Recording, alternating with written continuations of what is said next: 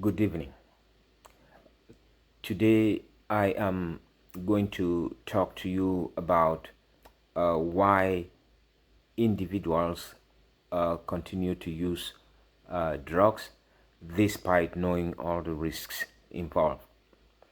The drug addiction epidemic, particularly the rise in fentanyl use, is wreaking havoc in individuals and communities, particularly in the US and other places around the world. Fentanyl, a synthetic opioid, uh, 50 to 100 times more potent than morphine, has been a leading cause of overdose deaths, sparking fear about its devastating effects. What makes this crisis even more alarming is that many people who misuse drugs are fully aware of the threatening consequences, yet they continue to engage in drug use. Why do individuals take such dangerous risk with their lives? You may ask. I was one of those who believed that addiction, especially drug or alcohol addiction, that drug or alcohol addiction is a moral failure.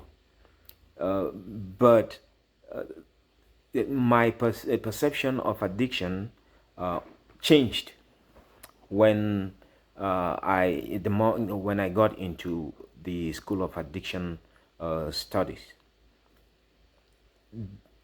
So the cycle of addiction, as it is called, it can be looked at in this way.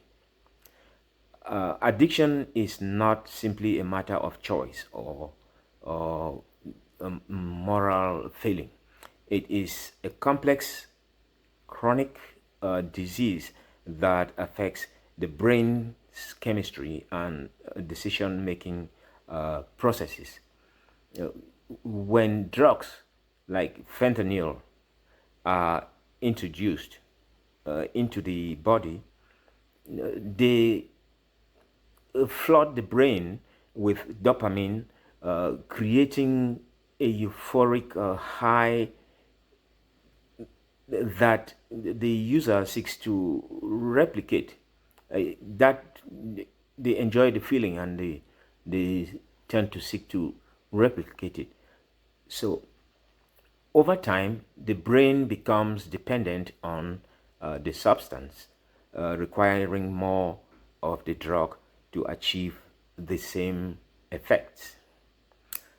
This process alters the individual's ability to weigh risk and make rational decisions, leading them to continue using despite knowing the dangers involved. So, again, um, it is it is it is a disease, so it becomes difficult for this individual to stay away from the drugs because they are now dependent on it for the kind of feeling that they get. So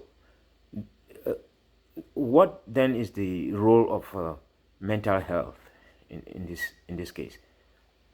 Many people struggling with addiction are also dealing with underlying mental health issues, such as depression, anxiety, or trauma. Drugs offer temporary relief or sort of an escape from the emotional pain these individuals experience uh, on a daily basis. For some, for someone in deep emotional distress, the immediate reward of using drugs can overshadow potential long-term consequences, including even death. In fact, research has shown that nearly 50% of individuals with substance use disorder also suffer from co-occurring mental disorders. And so let's look at peer pressure and environmental factors as it, in the influence of peer pressure and environmental factors. Social influence plays a significant role in drug use. People surrounded by others who misuse drugs may feel pressured to do the same, especially if they are in environments where drugs are easily accessible. The normalization of drug use in certain social circles can make it difficult for individuals to break away from the habit, even when they recognize the risk involved. Additionally, environmental factors such as poverty, homelessness, and lack of access to education or healthcare create conditions where individuals feel hopeless, making drugs seem like a viable way to cope with their struggles. Another factor is known as the power of denial. So, denial is a physical, I mean, it's a psychological defense mechanism that allows people to avoid confronting the harsh reality of their addiction. An individual may downplay the risks, convince themselves that they can quit when they want to, or believe that overdose or death will not happen to them. This distorted thinking perpetuates drug use despite knowing the potential fatal outcomes. Another thing is the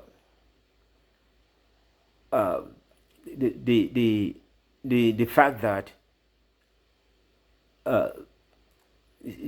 some individuals see themselves like they're too smart. They know when enough is enough. It actually leads to a lot of problems.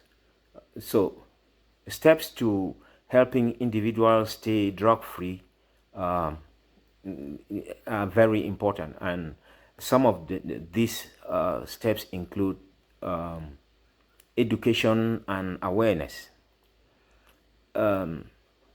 Providing clear, accurate information about the dangers of drug use, especially fentanyl, and the risk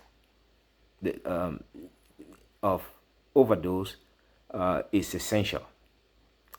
Awareness campaigns should not only target those at risk, but also the general public, family members and friends as well. Because here's the thing: when someone is affected, family by drugs, family is indirectly affected as well. And then, secondly, addressing mental health issues is another way to help. Offering mental health support is crucial in helping individuals avoid drug use.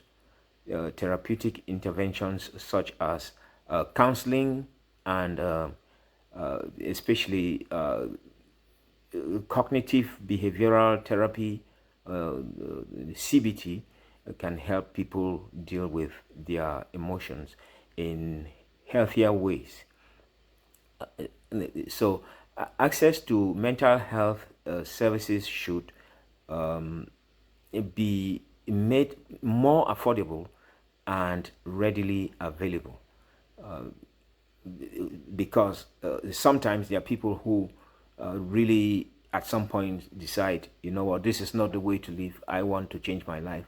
But if this um, if this these amenities are not available, then there's no way to help. Providing access to treatment and rehabilitation is another way to help. Addiction treatment programs should be accessible to all, regardless of financial situation.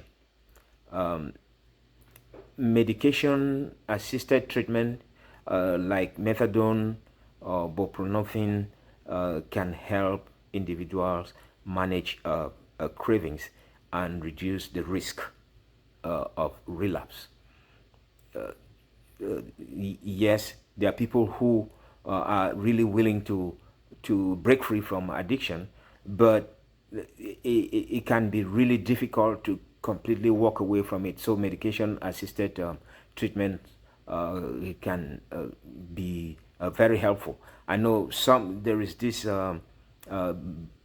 belief. Some people look at it like switching addiction from one medication to another. But you know, if you look at it critically, it's managing the addiction in a way that gradually an individual can be tapered off the high doses of drugs that they are already addicted to. Rehabilitation programs should also incorporate life skills, training, and social reintegration support to empower individuals to rebuild their lives, and take away that feeling of hopelessness from them. Fostering support networks is another way of helping. Support from family, friends, pairs, and others can be an incredibly effective tool in recovery. Encouraging loved ones to become involved in the individual's journey and creating sober social help provide a sense of community and accountability.